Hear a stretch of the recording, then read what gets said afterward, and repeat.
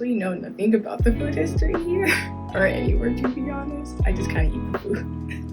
So I didn't learn that much about local food history so far at the school here, but previously I took a class at Columbia and we looked about a lot of the local food in the city as well in this area. So we talked about how there's a lot of different apple varieties in this area. Honestly, don't know much. I got a brief synopsis by my history professor this semester about the indigenous people's food history of the region, but it was maybe 5 or 10 minutes at Much best. as I should know, to be honest. I guess that's kind of the point of being here, is being able to glean more information on things that I don't know about.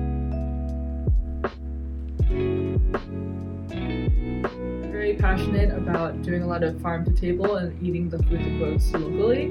So I feel like it's important to understand what grows here and what has always enriched the soil, because each soil in each place is very different. And you don't want to be planting crops that strip the soil of its nutrients that don't naturally grow here. I also think it's important to the culture of the area to know what people have been eating here. I think history is extremely important to know, just so that you know what the origin of your current lived culture is. And yeah, Culinarians, I think that it'd be important for us to know the local food history regarding the place that we reside, so that we can help to further support those food systems and food ways to make them sustainable and make sure that they are able to thrive and continue to be grown in that environment. Things that are indigenous to this area or native to this area are able to thrive continually, and be available for future generations too.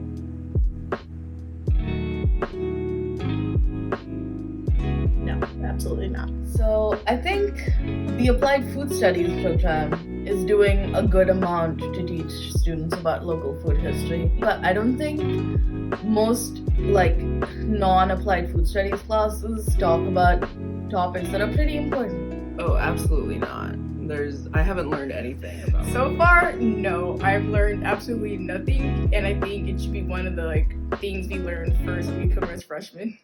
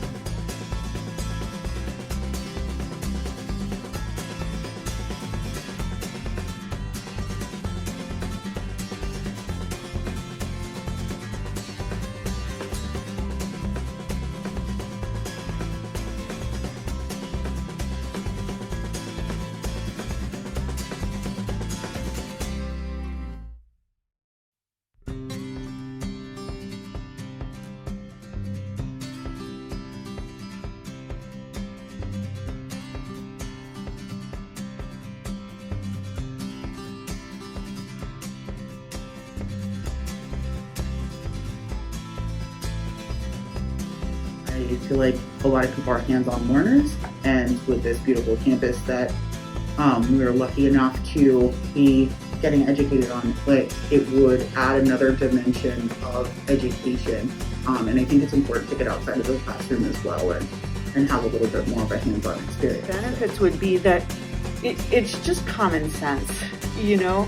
And so when I say it's just common sense, you know, we have to acknowledge that we live in a time of profound ecological change with climate change. So we all have to be more intimately and immediately aware of our natural surroundings and our regions and how they're changing and how we're going to adapt to that in terms of how we grow food and how we feed ourselves.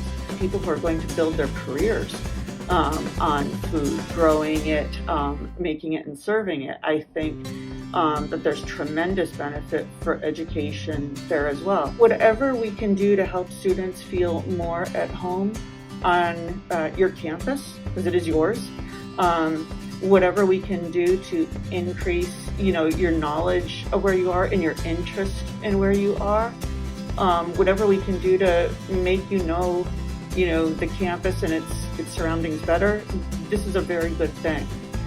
So I can see how this would be beneficial in multiple ways. And then, frankly, from there you can see how it would build back into the classrooms more. Obviously, there's educational benefits, helping like students to understand the edible plants. I mean, we're surrounded by edible plants all the time, you know, like a lot of the things that we encounter on a day-to-day basis we can eat, and that changes our interaction with them. It changes our relationship with the world. The tourism that happens on campus is really important for the economic sustainability of the Culinary Institute. And the more revenue that we can get from that, the less they have to jack up students' tuition in order to, have them, have the equipment they need in the kitchen. I think the benefit is overall, it gets a lot of students more active with learning about the food history. It really educates everybody, and it's very interactive. I like the idea of being able to scan the barcodes because it's easily accessible for a lot of people.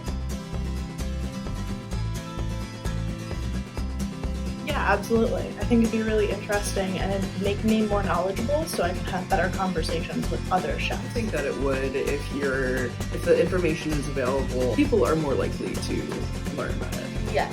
So this project would definitely help a lot. In class, we learned about choice architecture and making the best choice the easiest choice. So if information was a lot more readily available, I feel like I and a lot of other students will be more than happy to learn more about it. Absolutely. I'm already pretty interested in learning about local food history, so I feel like this would just be like another dimension of it, like an extension of it, but that is more intimate and specific to this location. I would be so interested in scanning them and finding out what would happen, and I think this engaging way would actually make me more interested than just reading out of a textbook or something.